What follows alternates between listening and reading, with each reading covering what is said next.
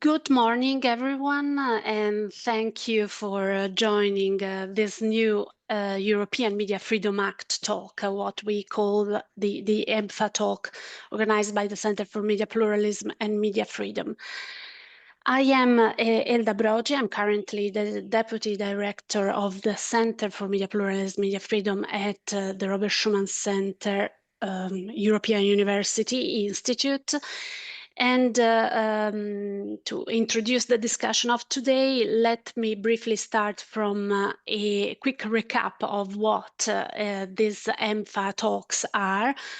These talks come from an idea to discuss all together with experts, mostly lawyers and stakeholders, like journalists, activists, and the media. The various articles and the topics of the European Media Freedom Act before it is fully applicable, in order to discuss at sort of European level, find the common patterns to be implemented and developed, and work for a consistent implementation of the Act across Europe. Because it is important that the Act itself finds his way in the real world, and we have to be prepared for it. So the idea is to discuss an article per meeting. We organize these meetings every second Monday. And we have done so far quite a high number of discussions on various articles. And today we want to speak about Article 3 of the European Media Freedom Act. Let me briefly say that we have just celebrated the World Press Freedom Day, and in a world that is becoming increasingly reliant on platforms, it's important, I must say, that we have somehow the European Media Freedom Act. It is an act that is not very much considered when we speak about the new digital acquis of the European Union, but definitely I was thinking of it while there was, the celebration of the World Press Freedom Day is important, at least to think that, to keep us thinking of the importance of the media and trusted sources in a media environment and in an information environment that is becoming increasingly chaotic.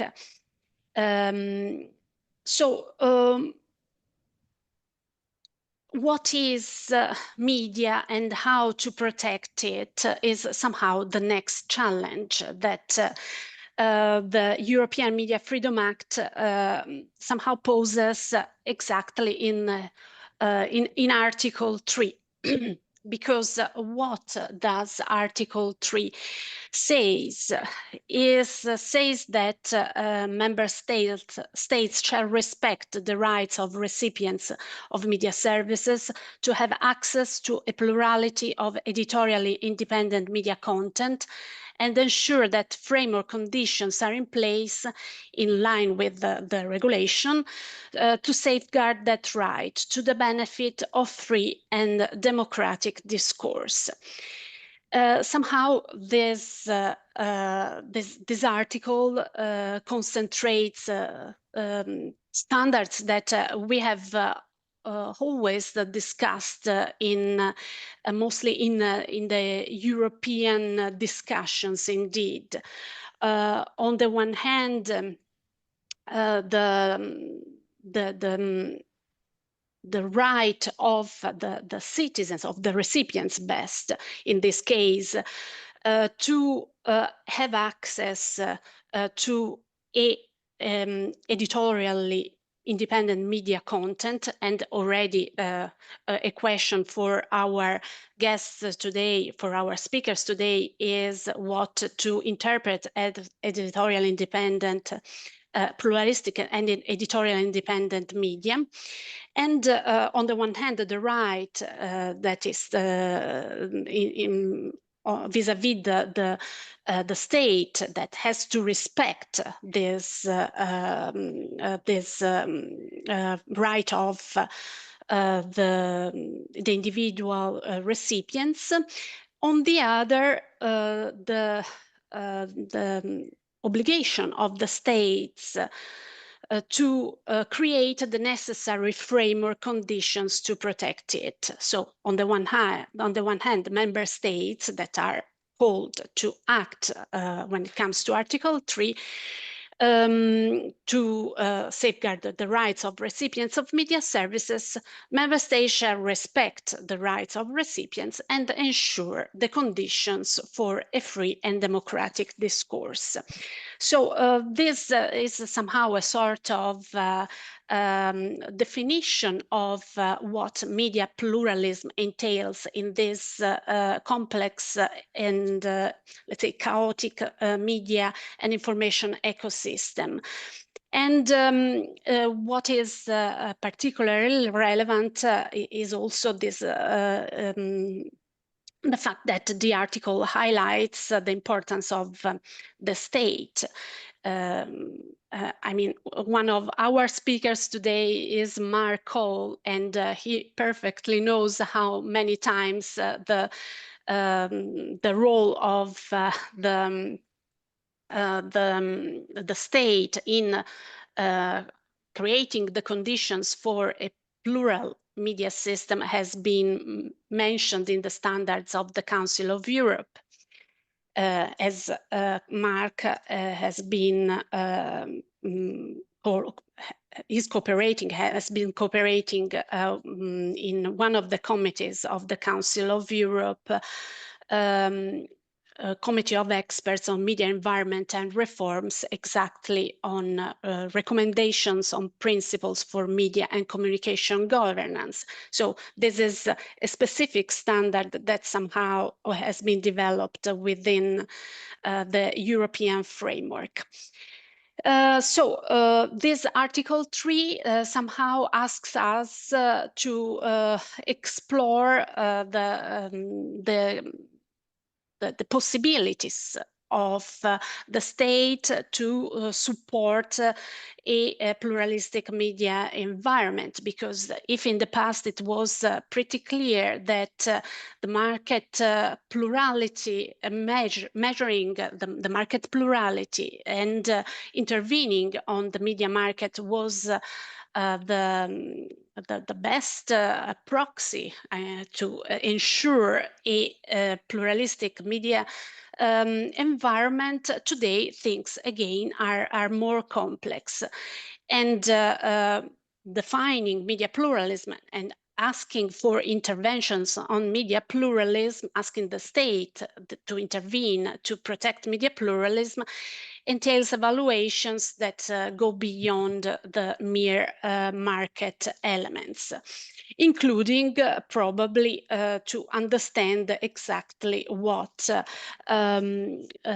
should be protected indeed, what are the plurality of editorially independent media that should contribute to a pluralist media environment.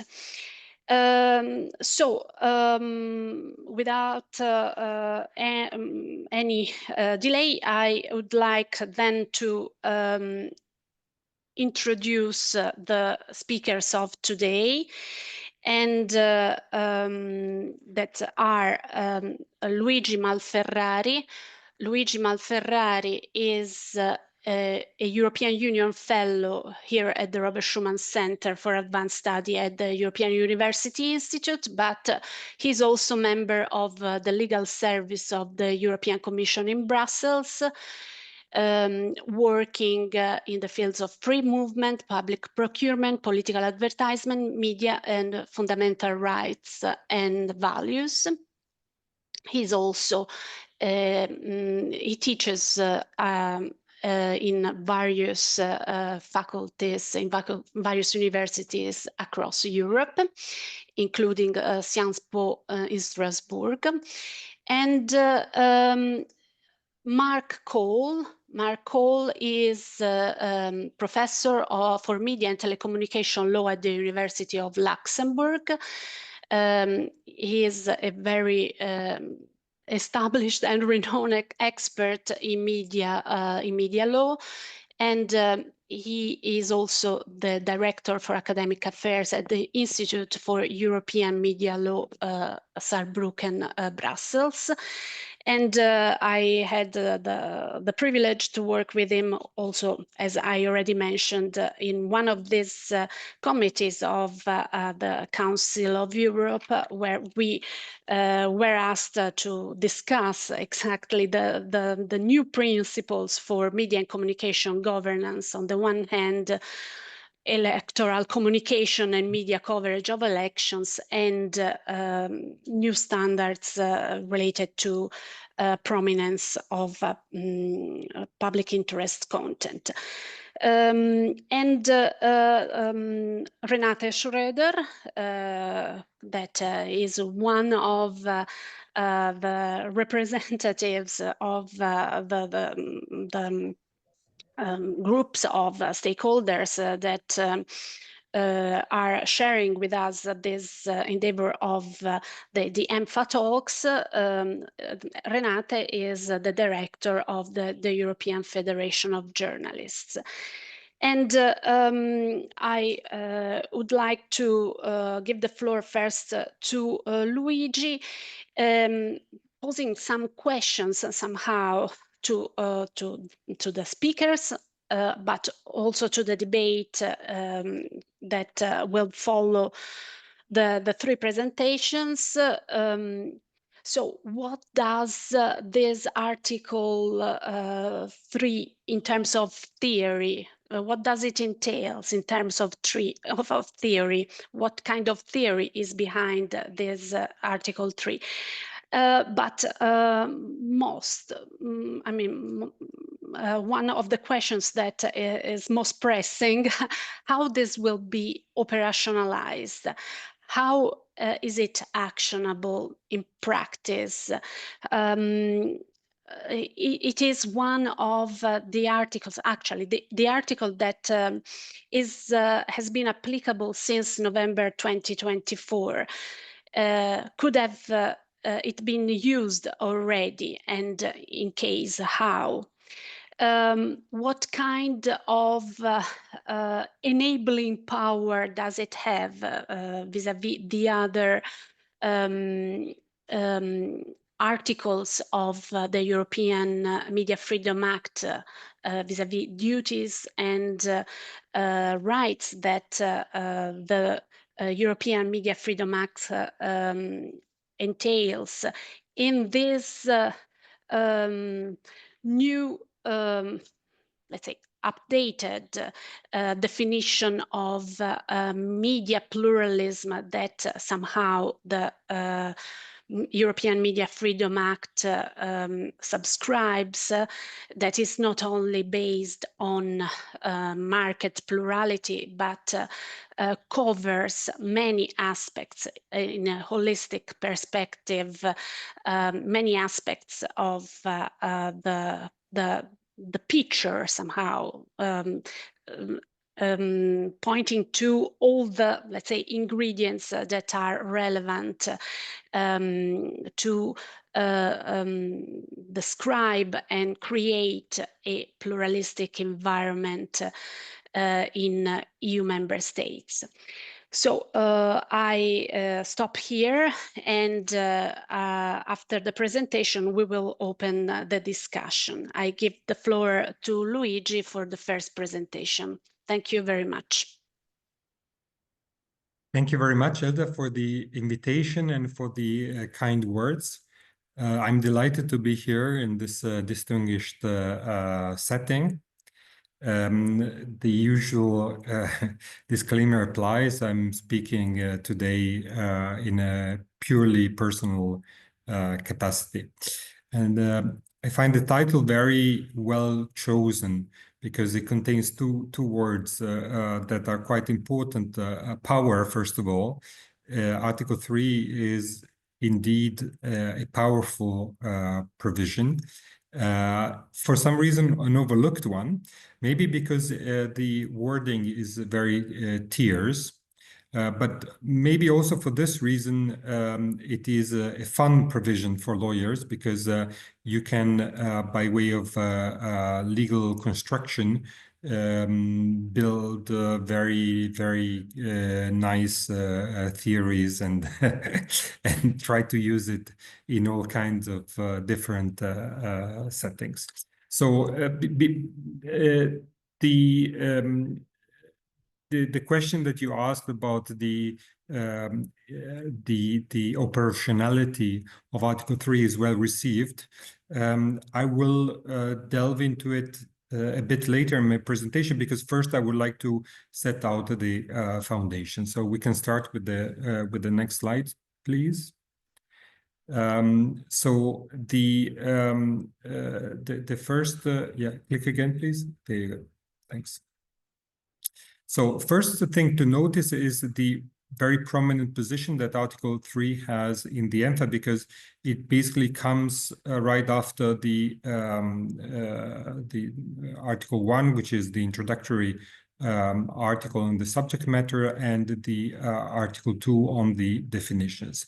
And it is the first provision in the chapter on rights and duties, and it focuses on the protection of users, basically, the recipients of the media services. And that was a political choice that somehow colors the interpretation, because it means that the drafters of the regulation really wanted to give a lot of emphasis to what is the protection of the recipients of users. And it's something that is usually not so much done in internal market legislation.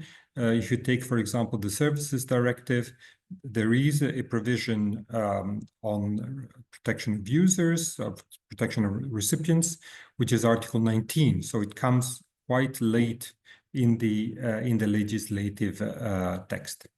So the origin of this provision are, on the one hand, Article 56 of the treaty, which protects the provision, but also the reception of services. So in a way, Article 3 is the specification of the free reception of services. And that is quite important because it basically allows us to import take all the case law and the framework of analysis that is used in a case regarding free provision and free reception of services. Then the other important origin of Article 3 is that it mixes the free reception of services with the freedom of expression and the freedom of the media laid down in Article 11 of the Charter.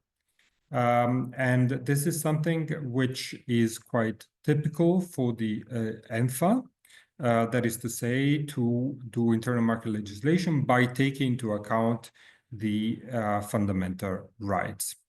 And the protection of pluralism, this is the first point here about the origin, is an overriding reason of public interest.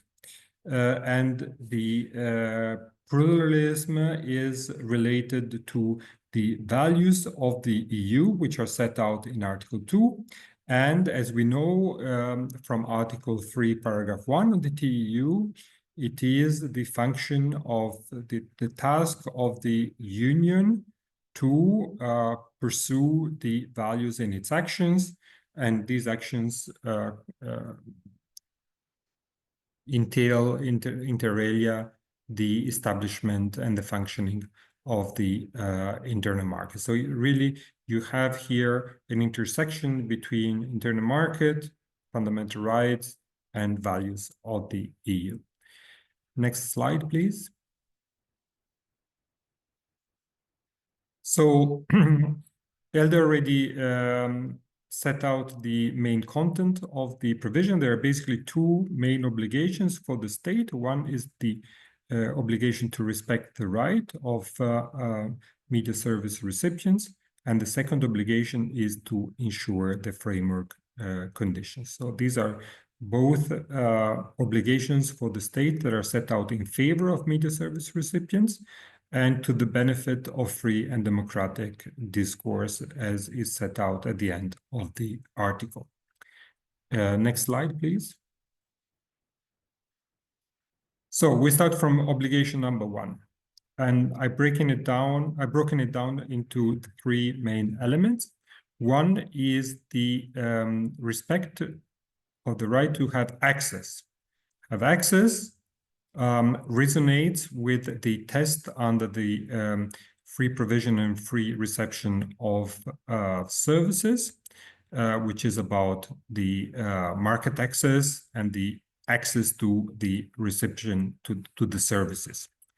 Then access to what? To a plurality of media content. So here we have the pluralism element, a way to conceive this plurality is the external plurality, which certainly makes sense. That is emphasized by Judith Baya in her publication, in her excellent publication from last year.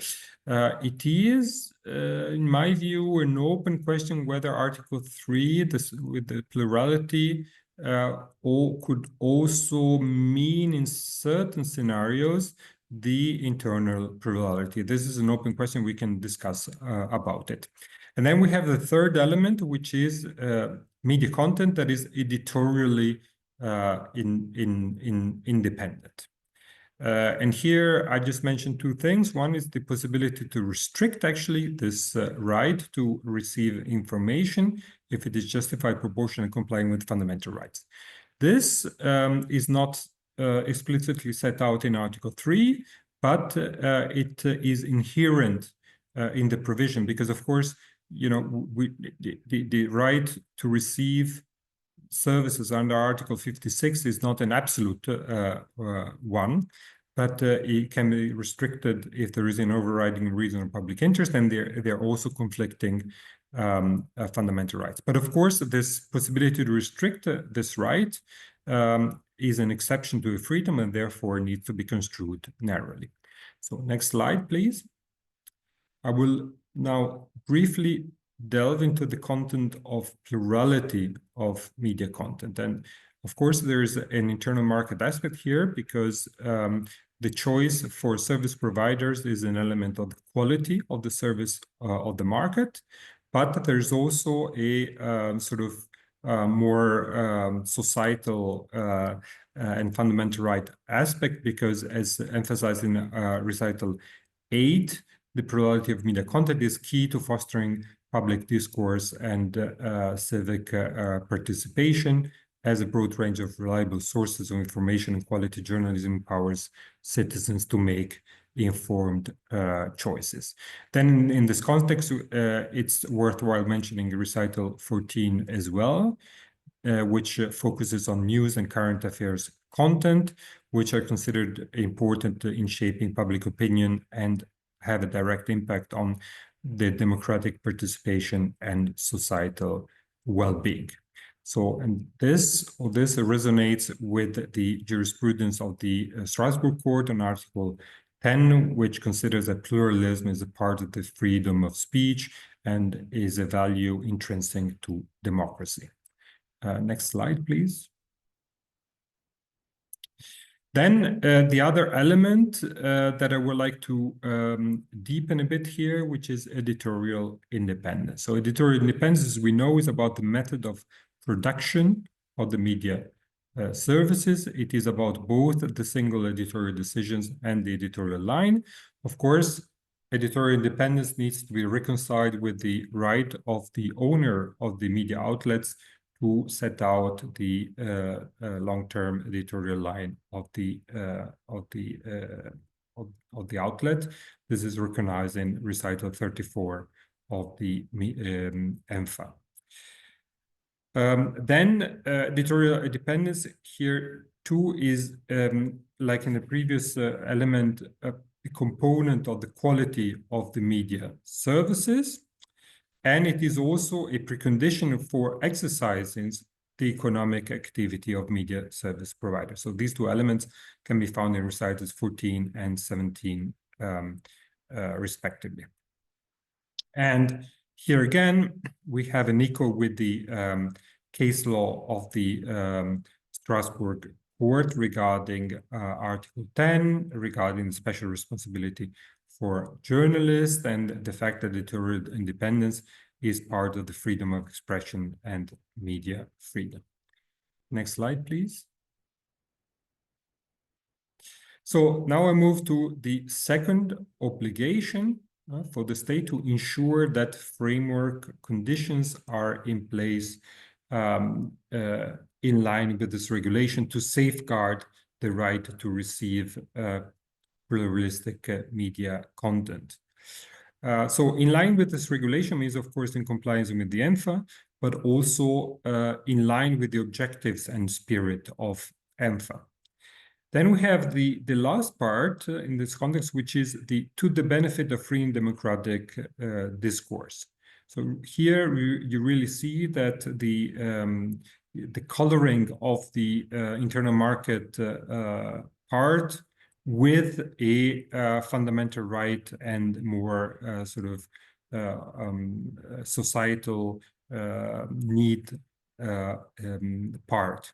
And this resonates with what the Strasbourg Court said in the Di Stefano judgment.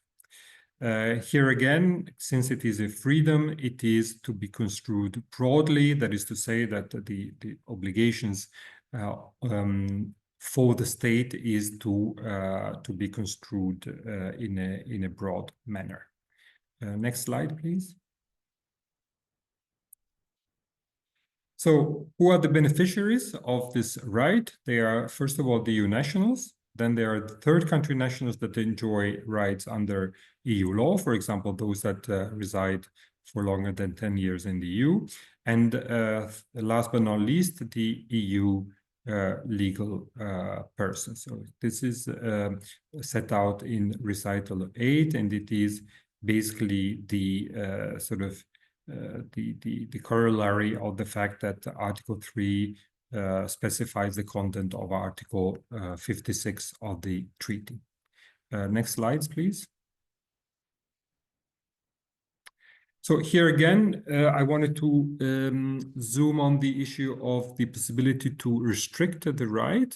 Of course, to do so, member states authorities must prove that the limitation is justified by an overriding reason of public interest, and that is, of course, an EU concept. And the member states must prove that it is justified in a concrete manner and by reference to the circumstances of the case. Member states then need to prove the proportionality, which is broken down in the three usual aspects: suitability, including the coherence, then the fact that the measure, the restriction does not go beyond what is necessary, and thirdly, the fact that there are no less restrictive alternatives. Next slide, please. And then, so each right needs to be reconciled with different other fundamental rights. So here we have, of course, freedom of expression and the freedom of pluralism of the media, which are basically the father of Article 3, but these rights need, in certain circumstances, be reconciled with other fundamental rights, such as the right to liberty and security, the right to private and family life, the right to privacy, very important in certain circumstances, and the right to conduct a business. There can be also, of course, further fundamental rights, such as the right of protection of children, which might, as the case might be, need to be reconciled with the Article 3. Next slide, please. So here I just set out the interpretative canons that need to be. Oops, no, you went one too far. Yeah, it's coming up. It's coming up. Yeah. So exceptions are to be construed narrowly. The elements related to the freedom of the press and freedom of expression are instead to be construed broadly.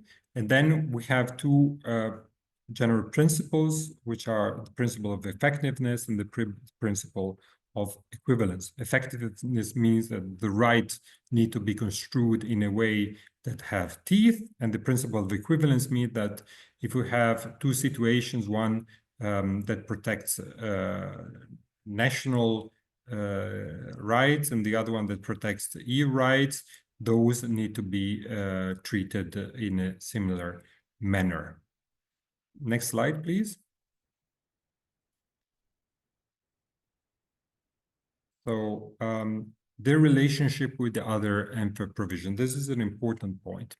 So the first point to be made is that Article 3 has its own autonomous ambit of application. It does not need to be invoked in combination with another provision. Article 3 can be invoked alone if its requirements are fulfilled. Then the second point is that Article 3 can apply in parallel to other provisions on the EMFA. They are not mutually exclusive. The third point is that there can be overlaps. That is to say, there can be situations where a provision, say Article 5, for example, applies, and also Article 3 of the EMFA applies. And of course, and this is my fourth point, there is a need to strive for a harmonious interpretation of the different provisions of the EMFA. And my fifth and last point here is that Article 3 also has the role to fill lacunae, given that it's so general in its wording. Article 3 can and interpreted in light of the free provision of services under the treaty and in consonance with the fundamental rights, can play a role in reaching to territories where the other provisions of the EMFA do not arrive. An example is, for example, the state advertising by territorial entities with less than 100,000 inhabitants, which are excluded from the ambit of which member states can exclude from the ambit of application of Article 25 on state advertising. And here, if there is nonetheless a problem in terms of pluralism and the reception and the access to pluralistic media content in such cities, which is not inconceivable, then Article 3 of the EMFA could step in. Next slide, please. So, enforceable right. That is the question that I like to delve into now. To determine whether Article 3 grants an enforceable right that can be invoked before court, we need to take into account the wording, the objective, and the system of the provision. So wording, both the title and the text of Article 3 use the word right. Then the objective, if we look at recital 8, the objective of the provision is to foster the cross-border flow of member states. So, and this resonates with Article 56, of which Article 3 emphasizes specification. So the right of free provision and free reception of services is directly applicable. So it makes sense that Article 3 of the EMFA is also directly applicable. Then we have the objective of ensuring that individuals enjoy pluralistic media content, set out also in recital 8. And this also indicates that it is a directly applicable right that can be enforced. And then we have what recital 18 says, which is that media service providers can independently produce and distribute content across borders, and media service recipients can receive it. So this recital, the objective set out as this recital, also indicates that it is a directly applicable right.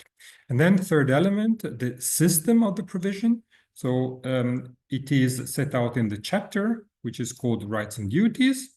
This is also an element in favor of direct applicability. And it is basically set out just before Article 4, which is in a way is a sister provision because it is about the media service providers. And Article 4 is clearly setting out rights for media service providers. So it makes sense that the Article 3 as well sets out a directly applicable and enforceable right. Next slide, please. So here I just wanted to mention the fact that regulation is defined in Article 288 of the treaty as binding in its entirety and directly applicable. So its provisions do not, as a general rule, require the adoption of any implementing measures by the member states. This was said, was standard case law. I mentioned here one recent judgment, which is a German preliminary reference. As we know from the case law, there might be exceptions to the direct applicability of regulation provisions.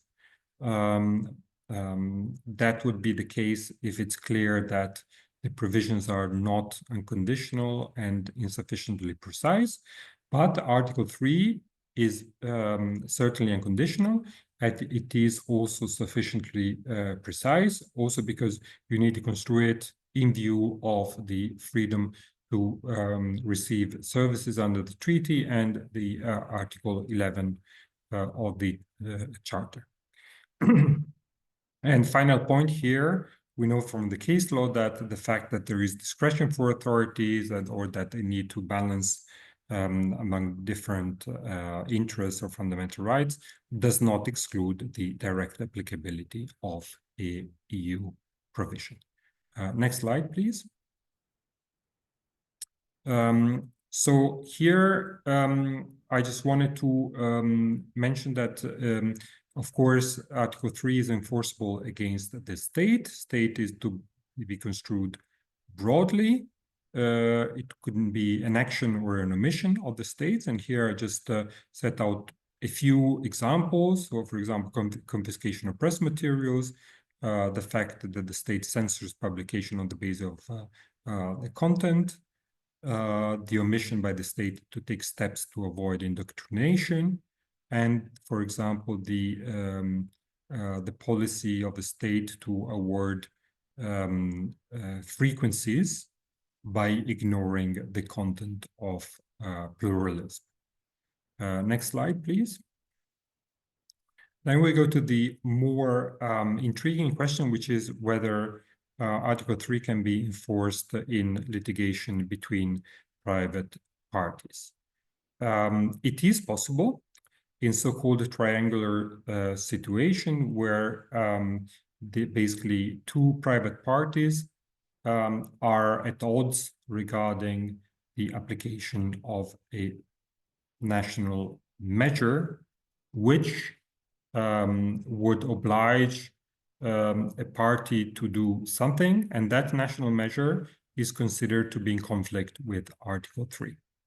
That's why it's called triangular situation, because you have the two private parties litigating, but on top you have the national measures. And of course, this type of setting needs to be construed in light of the article set out, or the provision set out in Article 47 of the Charter, the right to have effective judicial remedies. Examples here. One is taken from the case that is very interesting, currently pending before the ECJ. It is Viktor Orban. Yes, you heard well. That's the Hungarian Prime Minister versus the media outlet 24.hu. This case is about a national rule and a Hungarian rule imposing on media outlets to prove the truthfulness of the facts that are the object of a referenced media content. So in that case, the CEO of Spar in Austria gave a declaration accusing Orban of trying to basically taking some of its property. That declaration was reported on in the Austrian press, and in turn, 24.hu sort of made in reference to that Austrian article, gave the news in the Hungarian media. And Mr. Orban was unhappy with that, and he started proceedings before a civil court in Hungary, saying that the media outlet was unable to prove that the truthfulness of the accusation by the CEO. And much to his credit, the Hungarian judge has made a reference to the ECJ, asking whether Article 3 is applicable. There is a difficult question in this case regarding the applicability of ratione temporis, and then, of course, whether Article 3 applies and whether what it means, and whether also Article 11 of the Charter means in this case. Then the second example here is a measure by a media service provider curtailing the editorial independence or reducing pluralism of content. And the third example would be the fact of fostering or allowing media market operations, substantially reducing media pluralism. Next slide, please. And we are slowly going towards the end of the presentation. Okay, so the main takeaways.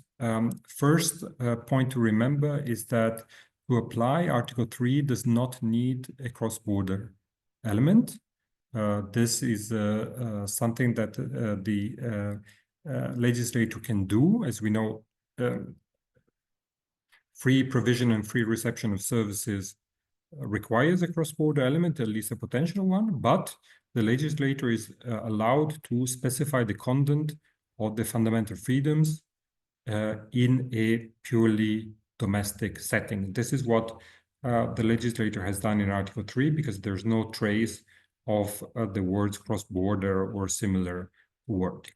So very important, because it enlarges the ambit of application of the fundamental freedoms. And as you can see, for example, in the Hungarian case, it is a Hungarian media outlet, a Hungarian claimant, but nonetheless, as such, Article 3 would be applicable to that scenario. Second takeaway is that all the case law on restriction to the free reception of services can be used in construing Article 3. The third point is also an important one, because the reception of services and the provision of services are basically two sides of the same coin. There are many cases, think of, for example, of Fussel, where the court said, well, the provision would restrict the provision of media services, but also the reception of media service. And that is quite important because basically in our Hungarian case, what is restricted is basically both the right to receive services for the Hungarian public, but also the right of 24.hu to provide the services. It's quite nice because you basically can use Article 3 not only to have the recipients, but indirectly to have also the providers of media services. And then the final point is that Article 3 basically fuses together the market freedom with the fundamental right laid down in Article 11 of the Charter. Next slide, please. So I'm coming to the end of my presentation. I just wanted to draw your attention to an article that Maximilian Gerold, who is also in the audience, he's a rising star of European media law, and myself wrote last year in the German journal OZW, precisely about Article 3. It is in German, but a working translation is available in English for those who are interested. Thank you very much for your patience and your attention.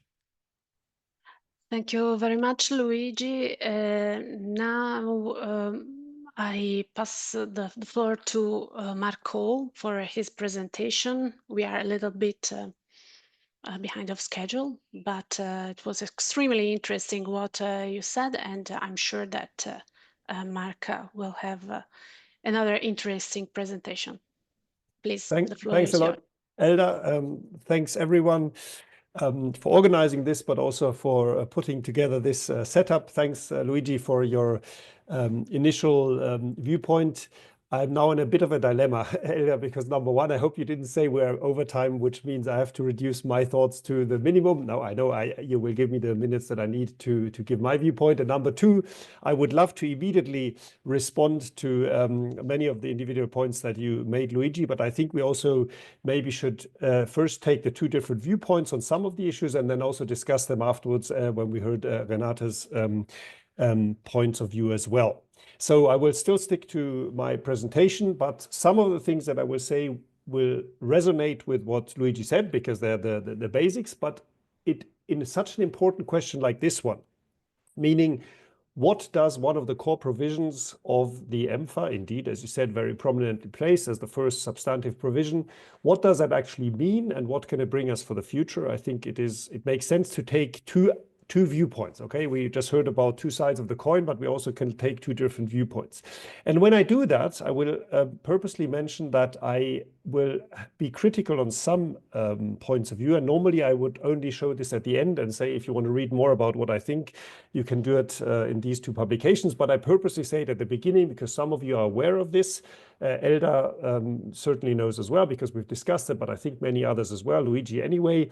The Institute of European Media Law was asked by the CULT Committee of the European Parliament to do a background analysis of the European Media Freedom Act and also indicate during the legislative procedure possible policy recommendations for changes or further improvements compared to the Commission proposal. And some of you will know that I was quite critical in that study, and I still am, about the question of the legal basis for the regulation and also for two or three other points, such as the quality of the, meaning the legal quality as a regulation, and the question whether some of the provisions actually should be in a regulation. And I will repeat some of the things I said there, even though now we have a different version, the final version. So if you want to know, and that's why I think I should say this as a disclaimer, why I'm critical about some points that were already mentioned this morning, you will find more on the right-hand side, the European Media Freedom Act publication for the Parliament. The other one that we did, which was published in December in German, English, and French, that is, for those of you who don't know, the European Audiovisual Observatory every year does one or two publications on some background on legal issues. This one is the European Media Freedom Act Unpacked. It's a very neutral, objective description of the complete EMFA. last point to make, when I'm critical about some of these points, and I have to say this 2 days after World Press Freedom Day, I am not critical because of the fact that we are trying to regulate one of the most important questions that we have in today's society, and that is, how do we keep our democracies functioning? How do we keep a reasonable public discourse possible if we look at what is happening both in real politics development, in the more extreme positions that are coming to the forefront, but also the fact that the traditional media, which maybe were the kind of oil for the functioning of democracies, the way we understand it, are coming under more and more pressure, like Elda said in her initial statement. So I am fully in support of these elements, but nonetheless, I think one can, as a lawyer and as an academic, even more so, maybe I should do that, also be critical about some of the points. The reason that I say this is I think, in some of the discussions that I attended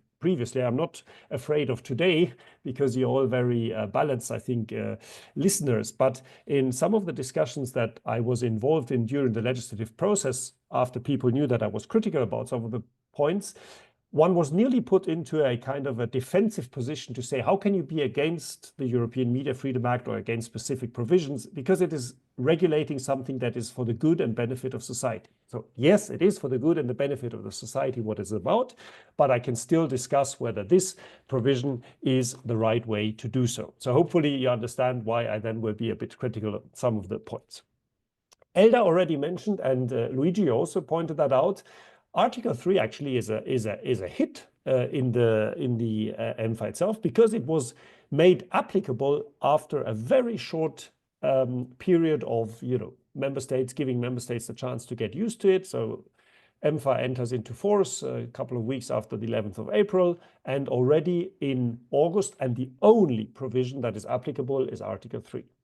Now, if you wanted to be a little bit more sarcastic, one could also say maybe Article 3 was made applicable so quickly because it may not have a direct impact. I will come back to that at the very end. So it may not actually make a big difference in practice, and that's why one could make it applicable without having a transitionary period, as one thought was necessary for many other things. For example, to give the former ERGA group the possibility to change itself into becoming the European Board for Media Services, which, as most of you all probably also know from previous discussions in this round, has also happened now in February 2025, and the rest will become applicable in August, except for one provision.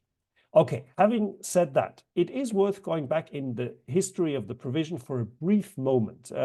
Luigi rightly pointed out that the word right, Article 3 is a right, stayed in the final text, but the way it was originally conceived in the proposal, it clearly had a strong dimension of a subjective right. Okay, recipients of media services shall have the right to receive. That is an individual right, and that was one of the main points that I tried to make in my initial observations. Is that is a bit risky to give a right, because if you give an individual subjective right, the question of enforceability immediately comes through. And that's why I found your approach really very interesting, and that's what we're going to discuss afterwards, how indirectly a right can still be a right, even though now it has been turned into an obligation, if you look at the very right-hand side, of member states. Admittedly with two elements: access to editorially independent media content, and to ensure the framework for this. If you look at the two positions of Parliament and Council, you can clearly see that the Council wanted to probably push more in the direction that, yes, it is a kind of a reiteration of Article 11, paragraph 2 of the Charter of Fundamental Rights. And the European Parliament maybe had more, how shall we say, sympathy for this direction, but also emphasized, of the direction of the Commission proposal, but also emphasized that it is actually a question of member states that they have to ensure that. If you look at the very last part of the second column, what is interesting there is that the European Parliament position explicitly mentions framework conditions to guarantee those rights. That's what we still have now, but to safeguard, preserve, and promote media pluralism. So the connection to media pluralism is even stronger than in the final wording, where it is more in the recitals. Now, let's look at the provision once again. And yes, you've heard it several times now, but just give me that opportunity. Respect, italics, versus ensure. That's two different things. We have heard about that. Also, one of them is the right of recipients. So even though they are no more addressed now as directly having the right, it is a, how shall I say, a right which has been channeled through the member states. It still is a right of the recipients.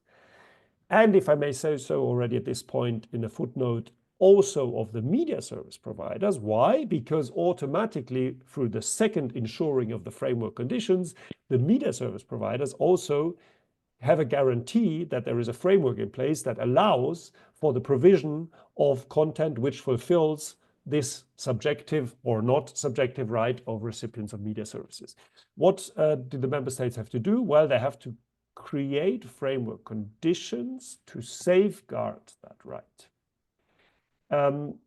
That is a relatively open formulation, I would say, because framework conditions could be a lot. It could not only be laws, it could also, for example, be supporting measures, promoting, for example, free financial support to media and so on. So it's relatively broad, can be relatively wide ranging also, the different measures, but certainly the ultimate goal has to be that the right of recipients is safeguarded.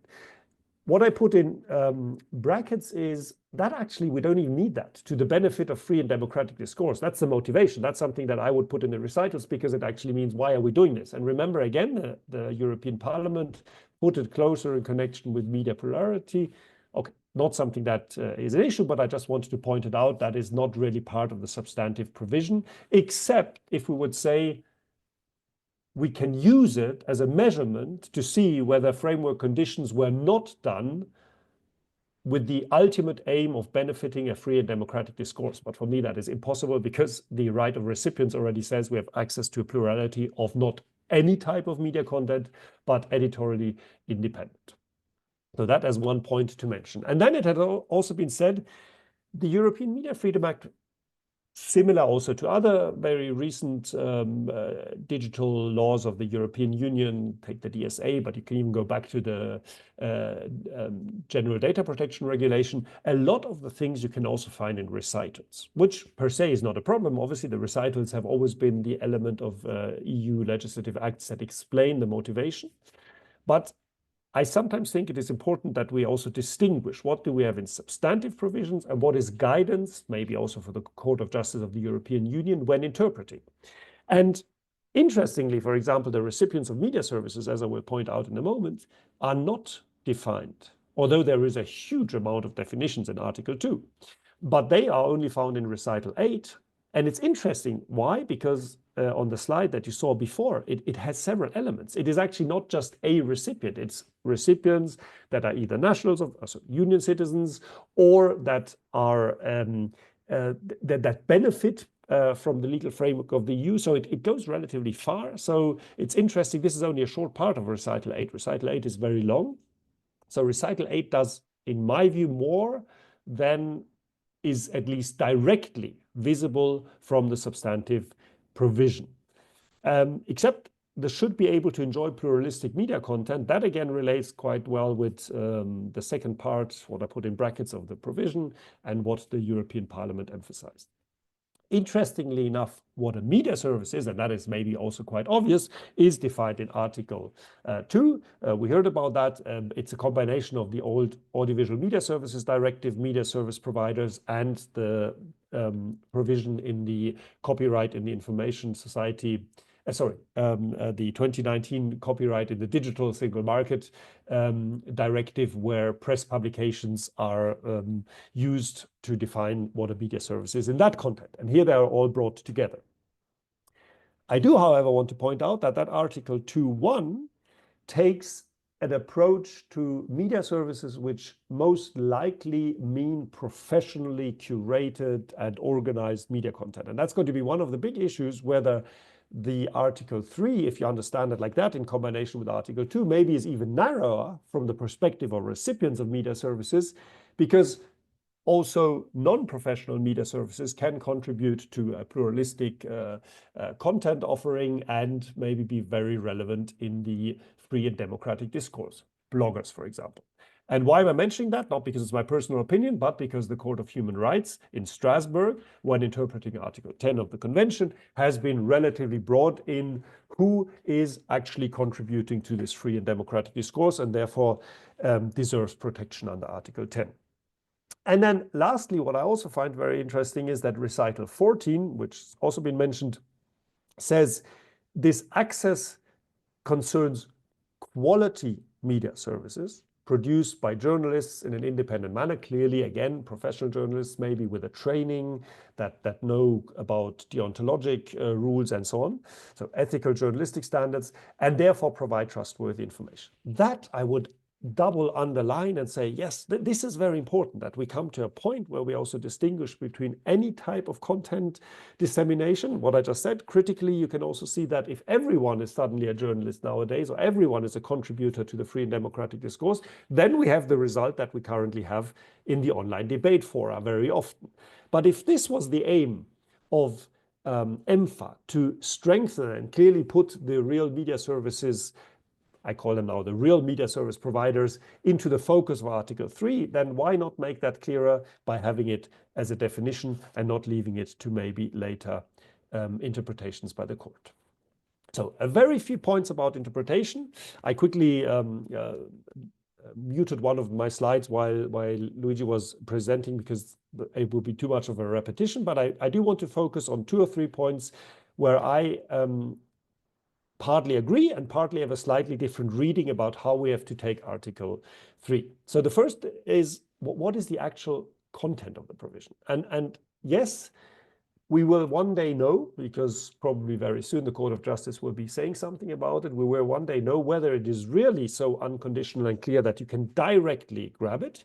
We both, or at least, no, I shouldn't say that we agree, but we both see that the word right is no more a right in a very individualistic sense of I can go to court and say my right to access to such content has been violated because I do not have any more quality newspapers in my region and they don't report about it. No, that's probably not in it.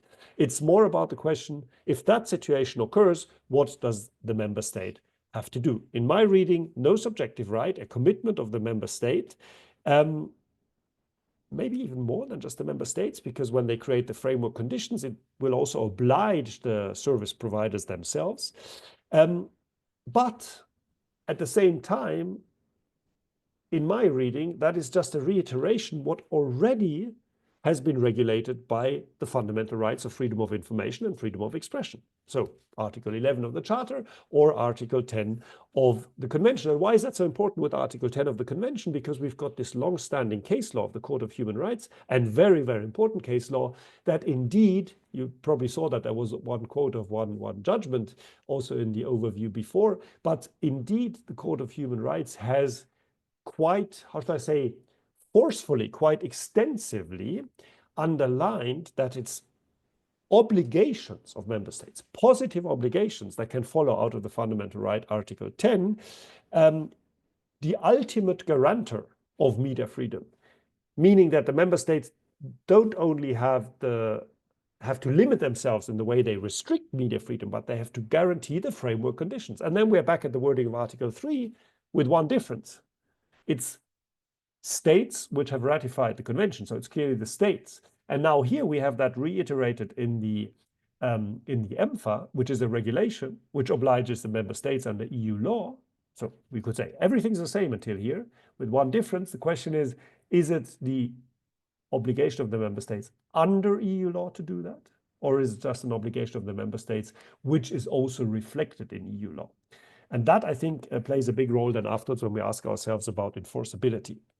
Second point, who are the addressees and beneficiaries? There I can just repeat what we heard. The addressees are the member states, clearly. The beneficiaries are the recipients, clearly, with the definition that we heard about. In addition, the media service providers themselves, because of the framework conditions, and also because if there has to be a right of access, then the media service providers will also benefit from the member states' actions to create the framework for that. However, again, this is not a novelty in the sense that that's the same underlying construction under Article 10 and the positive obligations of the member states, sorry, of the states ratifying the ECHR that I just mentioned a moment ago. Third point, well, what is then the additional or the supplementary content compared to the current state of the law? And that is one of the main points where I would put at least a question mark up. In a certain way, it is claiming what is a part of the fundamental rights framework that is already applicable and has been applicable since decades, you could say, because of Article 10. Yes, admittedly, some cases had to first be developed and decided by the Court of Human Rights. And yes, I know the Court of Human Rights always only decides inter partes, so the one case of one individual against one state, but still we know that the standards that are set in the Court of Human Rights judgments then play out also in other cases. And more importantly, they also feed in to what the Court of Justice of the European Union does when it interprets, and in future will continue to interpret, Article 11 of the Charter. Why? Because the two provisions are equal, and because of the condition in Articles 52 following of the Charter, it has to be interpreted in the same way, meaning taking into consideration what the Court of Human Rights said. And that's why, in my view, it is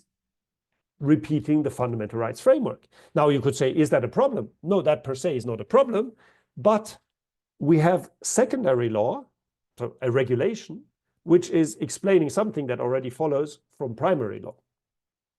Is there an add-on? Is there a benefit? Is there an additional dimension? And I think there we will have the discussion about, yes, possibly because of enforceability, but then the question is, did we really need the EMFA to make it more enforceable, that the member states take finally serious, at least some of them, their obligations under the fundamental rights framework concerning freedom of information, freedom of expression, and, if I may add, freedom of the media. So basically make sure that the 27 EU member states should be in an ideal world, place 1 to 27 of the World Press Freedom Index, in an ideal world, right? So that obligation, in my view, already existed previously. The fact that previously, under the convention framework, it was only a matter of the states. Now that we have a regulation which puts Article 11 of the CFR, let's say, in an operational dimension, could actually lead to questions about how are all these different elements interpreted. What exactly does the state obligation mean? Until now, decided by courts. In future, it will also be decided by courts, maybe with a shift now to the Court of Justice of the European Union and not the Court of Human Rights. Really interesting question for academics, maybe more theoretical, is if eventually, finally, one day, the Union can live up to its obligation to accede the European Convention on Human Rights, depending on what the construction will be between the two courts, which, as most of you will know, is an issue why it hasn't happened yet, the Lisbon obligation, Article 6, paragraph 2. Once that has happened, and we have EMFA plus Article 11 Charter, plus Article 10 Convention, and maybe the Strasbourg Court being the ultimate one to decide, or maybe the Court of Justice, that's going to be interesting to see how it plays out, in meaning how clear are the obligations of the member states, what they have to do and what not. You could say that Article 3 maybe is not very much more than an explanation of everything that follows. So Article 3 in my first reading was a little bit the motivation why EMFA was created, Articles 4 and following. But Articles 4, for example, Article 6, they are very concrete. There you can say you can attach an obligation which is quite clear. Article 3 is more general, and if that was the case, if it was really only that, then one would not, there would not be a justification to have it in a regulation, because you don't need such an explanatory provision. That's why it was very important to hear in the viewpoint of Luigi that indeed Article 3 can stand by itself, because otherwise we wouldn't need it, because then the other elements of the EMFA would be the ones that take care of it. So what the last point is about interpretation is, by definition, if you ask me, there is a difficulty to act on something that is a freedom. So the European Media Freedom Act creates a regulatory framework to ensure a freedom of the media for the benefit of the recipients. that is automatically contentious, because normally you try not to act in restricting a freedom, but now member states on duty of the European Union have to act to ensure this freedom. That is per se difficult. Does it mean the European Union should have just said, okay, we shy away, we don't care of that? No, no, no. That's not what I'm saying. I'm saying it's actually quite brave that the Commission made this proposal, and that we now have something on the table which is a potential measurement also of the member states' activities. But we also have to be aware of the fact that it is not so easy. And I can show you that if we look at the broader picture. It is not the first time that the European Union, or the last time that the European Union wants to take care of this. So we've got Article 3 of the EMFA. If you look at Article 12, which obviously is not a legally binding, but it is a European Declaration on Digital Rights and Principles, and there you have a similar sounding provision. Everyone should have access to a trustworthy, diverse, multilingual digital environment. So basically also online media. Access means pluralistic public debate, and an effective participation in democracy in a non-discriminatory manner should be made possible.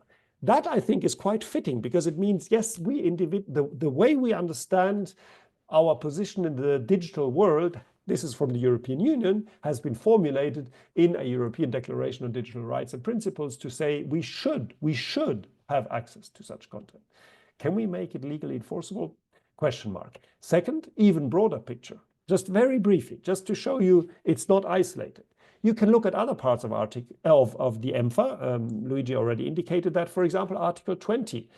It's the users that decide how they see their content, right? So even if we've got all of this access to content, at the end of the day, you have to be able to change your user interface, and maybe at the end you still avoid being confronted with quality media. Hopefully not, but that is possible. Then there is also a connection to the DSA. So in the DSA, we have rules on how to moderate content, but more importantly, we also have a very specific rule in Article 27 with recommender systems, where recipients have to have the possibility to work without, or to consume without being reliant on these recommender systems. So if, for example, we would make recommender systems an obligation to say you have to also recommend quality content in the sense of Article 3 EMFA, then maybe users can circumvent this obligation by saying, no, but Article 27 allows me to get the content the way I want, basically to remain in my echo chamber or in my filter bubble if something like that exists. And then you look at Article 7A of the Audiovisual Media Services Directive, where member states have the possibility to promote public value content, to ensure appropriate prominence, basically online, of such content, or on smart TVs. Now, very few member states have used this possibility. Maybe we will see a revision of the AVMSD where this will become obligatory. That also has to be seen in connection. This is a very concrete obligation if it comes as an obligation. That has to be seen in context with the possibility of guaranteeing real access to such diverse content. And then you can even connect to the DMA, where you could say, well, also there, the user choices have been put into the foreground, which I, in principle, find good, but that might also, in a way, conflict with obligations that in future will be developed under Article 3 of the EMFA. And then, if we take even a step outside of the European Union, kindly, Elda has already mentioned it, so I will just briefly refer to it, the Council of Europe, not only because of Article 10, but also as a standard-setting organization is very important. I mentioned this recommendation that was initially referred to, Recommendation 11 of 2022, on principles for media and communication governance, where indeed the Committee of Ministers suggests to the member states to revise their media law frameworks in putting an end to this distinction between platforms and media in the way it was done in the past, and say we have altogether a public sphere, a public discourse sphere, which has to be regulated somehow in a more harmonious manner by maybe stepping up rules for platforms, and maybe being a little bit how should I say, more unified when it comes to rules for media companies. But certainly, this is also an interesting point to look at. And all of that, to underline, it's an important topic, but it is not a topic that we can see just isolated in Article 3. So I will finish on my 5 points. Elda, I wrote down the questions when you did the initial. I won't be able to answer all of them. We do that in the discussion when you did the initial introduction. But I do find also the word power of Article 3 very important, whether overlooked or not. And I will try to answer why I think one can see the question of power in different ways.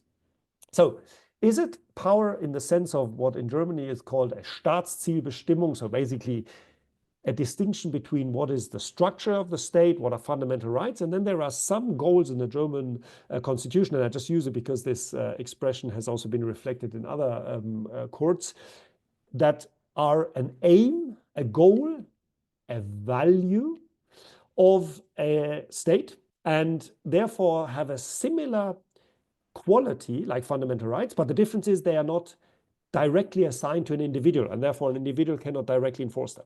And so maybe it's the power to say that, to state in Article 3, we have the aim that the European Union member states are built on a common understanding of what is free media and their relevance for a public discourse. The only question we have to answer then is, and how does that relate to the values provision, especially Article 2 TEU? I think already there it says exactly that, with the question of, couldn't we then use Article 7, potentially rule of law, what has been done in the past, to also claim that member states have not lived up to their obligations? And secondly, how does it relate to Article 11? The Union respects the freedom of the media and plurality of the media. Second point, what do we mean? Do we mean power in the sense of a, I purposely didn't use the point enforceable for the moment, in the sense of judicially usable provision, in the sense of, can a court use Article 3 directly?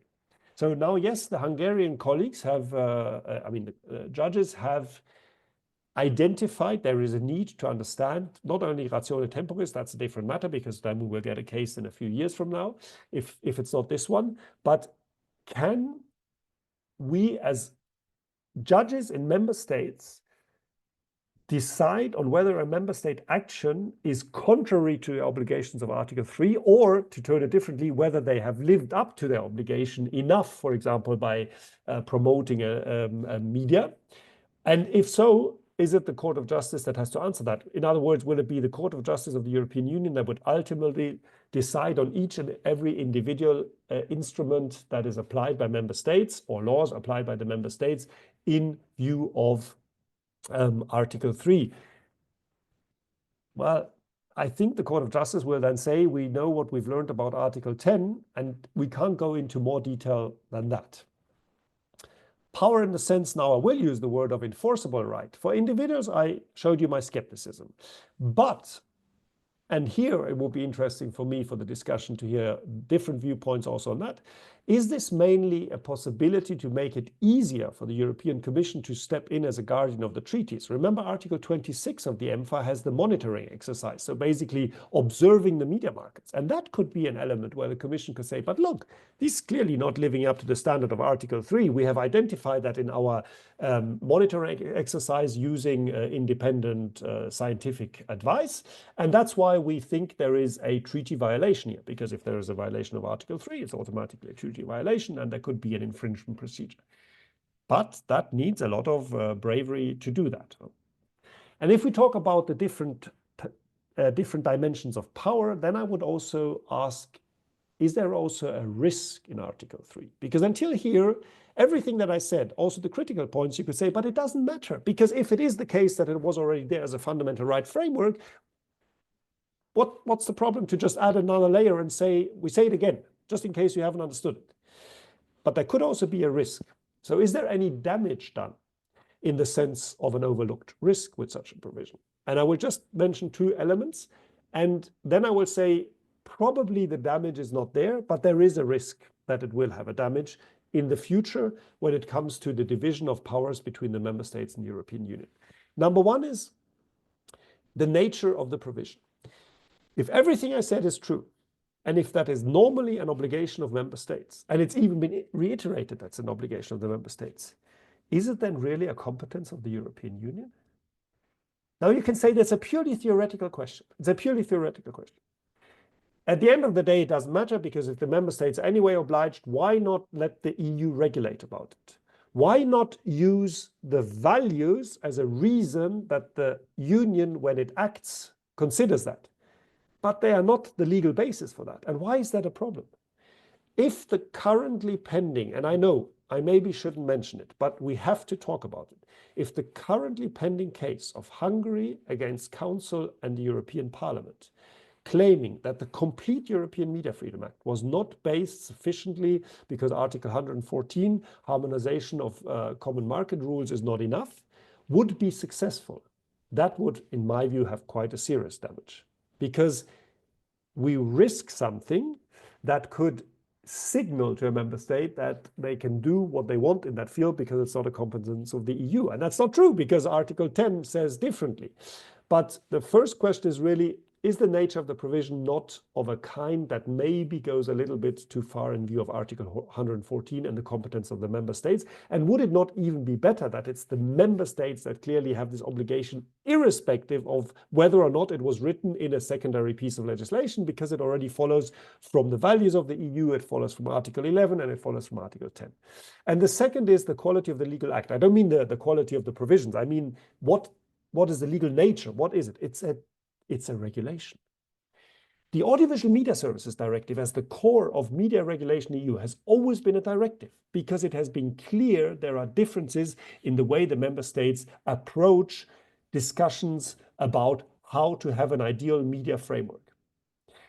Now we have a regulation, and it's been mentioned, a regulation means it's directly applicable, no measures by the member states. But then you read the provisions, and most of them say the member states have to, the member states have to. And even where it says the media service providers have to, it means the member states have to ensure that the media service providers do that. Both of them are MS abbreviations. We have to be careful for the future. So the member states have to make sure that the media service providers live up to their obligations under the EMFA as well.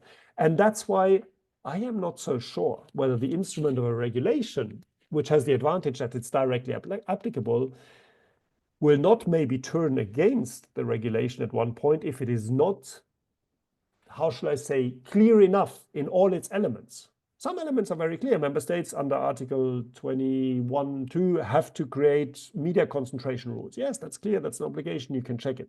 Article 3, not sure. And that's why those are the two risks that I see. Interestingly enough, I'll finish the last sentence. Interestingly enough, Luigi Malferrari mentioned the Fussell case. And for me, the Fussell case, you can see it through an EU lens. And I wrote about that as well. So again, I have to say that as a disclaimer. You can look at it through an EU lens and come to the conclusion it was hindering cross-border provision and reception of services. But the rule that was under contention was created originally, and I'm not saying whether it was good or not, but it was created by the German media legislator to support local radio and local press against the big television providers that operate nationally, not regionally. And now, because it's a violation or a potential violation of EU law, that rule has to be probably changed and adapted, and maybe runs contrary to what we would need under Article 3. So that actually, I was going to mention Fussell as well as a closing note, saying we have to be careful that the harmonization of EU law doesn't automatically or sometimes lead to situations where member states' diversities are overlooked. Sorry, and thank you very much. No, thank you very much. To me, I mean, this discussion is really fascinating. That's why I let you speak. Now I give the floor to Renate for some quick comment and reactions. We are almost at 12:30, but maybe we can stay 10 minutes more in order to collect some questions, if any. Please, Renate. Yes, thank you. It's not easy to talk after these two very long, very complicated, I have to admit, explanations. I feel lost in legal interpretations. I'm not a legal expert, so it is a challenge to follow you. But of course, it's very important to also have different views. I hear that, yeah, Mark, you said the act is a hit. The act is powerful. However, you have many question marks, and rightly so, also about the regulation behind. I think Luigi has been maybe a bit more optimistic, trying to show the beauty of this powerful Article 3, which indeed has been neglected also by us, by our members, probably because it's so broad and complicated and very difficult to grasp. I remember during the advocacy on the EMFA, in the end, it had been the European Parliament who told us, while we were not happy about Article 6 not being strong enough, while we were not happy about Article 4 and 5 being strong enough, they said, yes, but you have Article 3. So here we are, and I'm trying to grasp what I hear today. I think what Elda said at the very moment, at the very beginning, that the act now has to find its way in the real world is really the challenge. And we all agree that the real world doesn't look good at all. And I don't want to refer also to World First Freedom Days, but I think we are all extremely worried what's happening there. The challenges are multifold.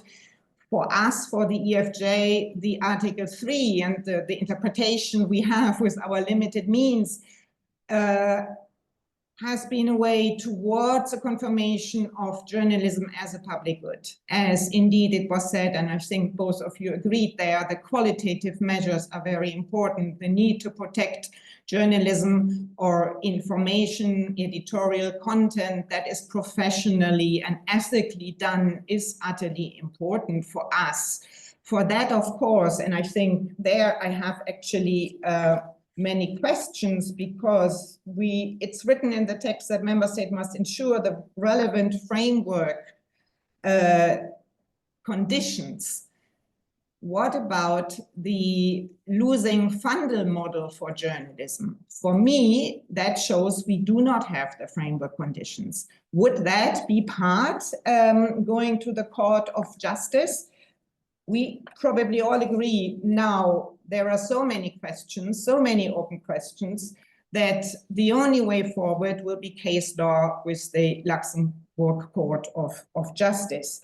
I took many notes also on examples, confiscation of press material, censoring. You know how much spyware there is. You know also indirectly the protection of journalist sources is indirectly also an element that hinders to do journalism, that leads to censorship. So there will be a lot of need for interpretation between Article 3 and the article I mentioned too, but also on that I found very interesting, as Mark gave the spectrum of all the other legislative fields we have, the DSA, the DMA, the Audiovisual Media Service Directive, upcoming maybe also the question of prominence, the question of the digital platforms, if they censor. What about Article 18? If media's privilege is not being guaranteed, would that also fall under Article 3? So yes, sorry, I think I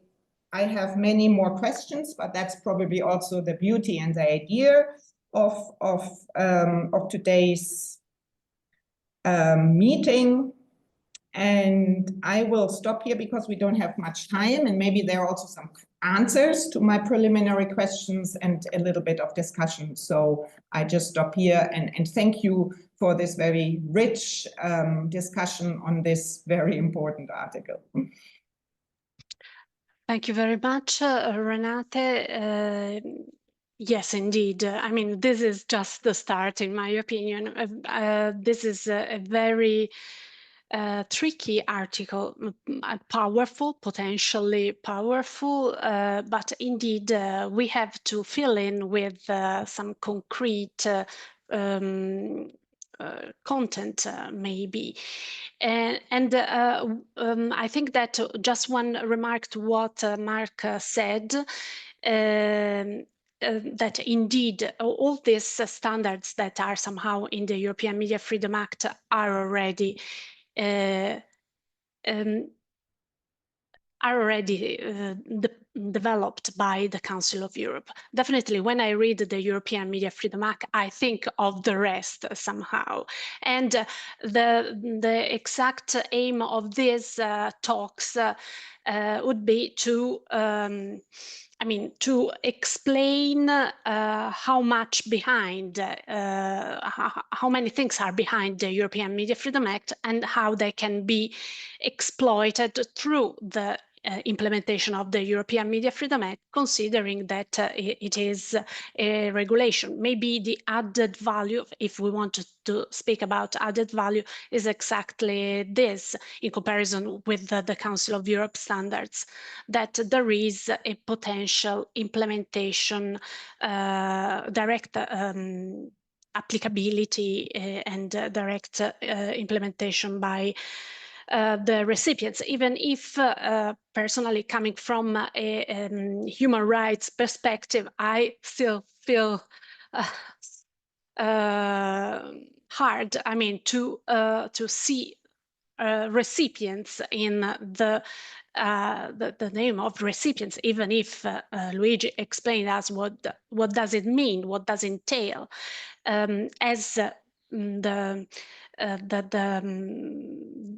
one of the subjects that are mentioned in Article 3, when we are used to citizens, for instance. But I think that on the one hand, this contradiction of the somehow of the regulation, is not contradiction. The fact that it was chosen a regulation could be seen as an asset in the end, even if I agree with you that there is still a lot to do in terms of harmonizing and finding a coherence across the different pieces of legislation that have been passed by the European Union in the last few years. You pictured it perfectly in that slides that mentions all the different some of the different interplays with articles in other pieces of legislation that may be problematic and need some kind of common interpretation, or in any case need a discussion on what we want to achieve exactly with this kind of regulation when we deal with the information system, the information, the media, the media system, and the information plurality. Yes. That's why we are doing these EMFA talks in the end. To discuss these problems all together and try to find shared solutions, as I said at the very beginning, because we all acknowledge somehow the difficulty of this path.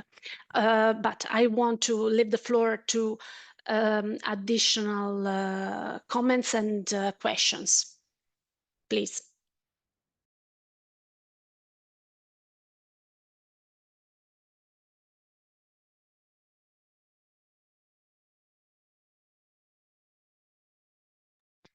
Is there any question?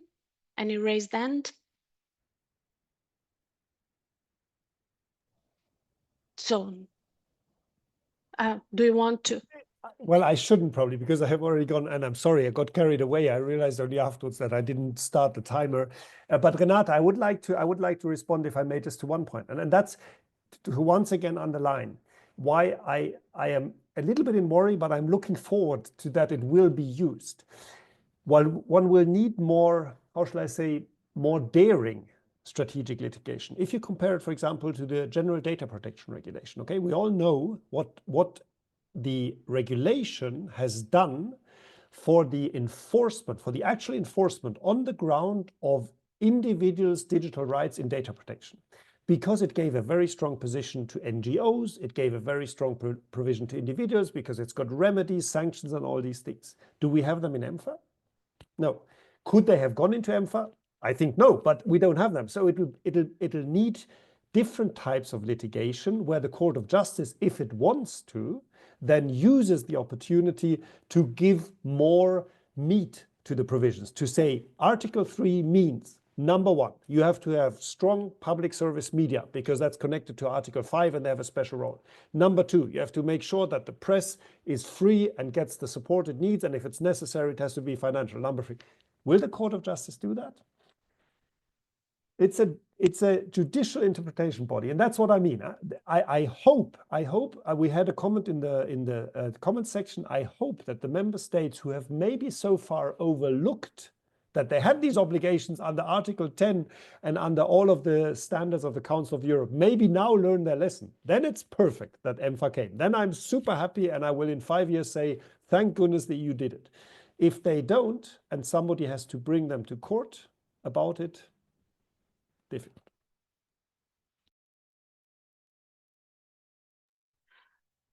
Okay, any other remark, Luigi? I don't know whether you want to add anything. Otherwise, we are over time. Yep. Elda, can I just very briefly? Sure.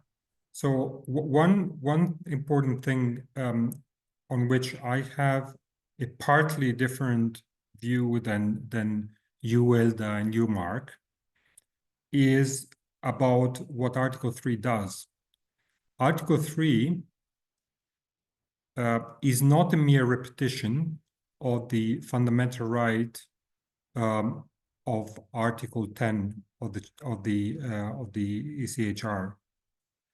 Article 3 fuses, so specifies the content of the freedom to receive services in the internal market and fuses it with the fundamental right. So fundamental right is, of course, in many ways taking care of issues that arise also in an internal market. But the technique and the objective are different.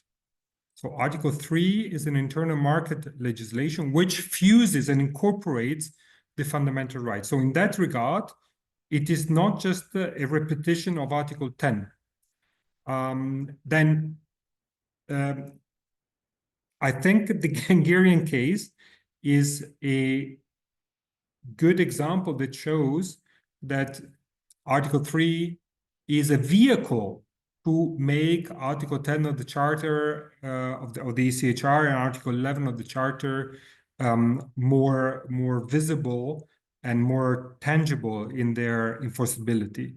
Because, of course, the Hungarian judge could have said, okay, I apply Article 10 of the Charter, of the ECHR, and that's it. But no, it felt somehow encouraged and obliged to apply Article 3 and asked a question also in that context about Article 11 of the Charter. So Article 3 is kind of a booster of the fundamental right, because it allows actually the fundamental right to be more visible and also I mean, let's not forget that in order to apply the Charter of the fundamental rights of the EU, you need to have another provision of EU law that applies. So that already, the Article 3 is great, a great benefit.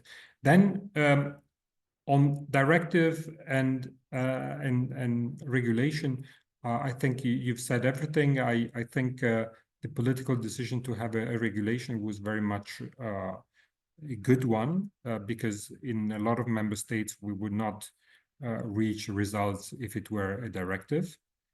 And on the coherence with other instruments, I think, so FUSLA that you mentioned, Mark, so there are other alternative measures to reach the objective set by the German legislator to protect pluralism and to, in particular, by ensuring sufficient financing to the regional and local TV broadcasters. So I think there's no conflict there. DSA and DMA are not affected by EMFA under Article 1, but there I don't see a conflict either, in the sense that at the end of the day, the DSA aims at finding a balance between different fundamental rights, and this is not something that cannot that this can be reconciled with them, in my personal view. DMA, I find EMFA and DMA quite aligned, because DMA is about restricting the powers of big tech, the gatekeepers. And by the way, the DMA provisions also need to be interpreted in light of the fundamental rights, including Article 11. I'll stop here. Thank you. Yes, since I have the last word, I would like to underline that I'm not saying that EMFA is useless because there is already Article 10. Actually, I was saying that through the theory, at the beginning I asked for the theory behind Article 3 because it's different somehow from the theory that is behind a human right perspective. Exactly, the internal market perspective linked with human rights brings to this kind of legislative choice. And that's why we want to exploit this potential somehow under Article 3 to bring to the surface somehow whatever hasn't been accomplished through Article 10 and the Council of Europe perspective, let's say. And so I want to stress this on the one hand, and about the incoherence with for instance, the DSA, we could have another EMFA talk, let's say, because just think of Article 18 and Article 34, and the fact that in Article 18 of the European Media Freedom Act, Article 34 of the Digital Services Act, that mention, for instance, media freedom and media pluralism. So how to interpret the interplay of these two articles on the one hand, for instance, how do the very large online platform interpret media freedom and media pluralism? So this is just a question that I'm posing to myself in this very moment, but probably needs some kind of coherent interpretation in the end. And in this constructive mood, I close this EMFA talk, thanking everyone who participated and looking forward to the next one, Urbano, on the 19th of May, and we will discuss once again on Article 5 and in general on PSM. Thank you very much indeed. Thanks, Mark. Thanks, Luigi, Renate, and everyone. Thanks, Luigi. Thanks, Ella. Bye. Go. Thanks.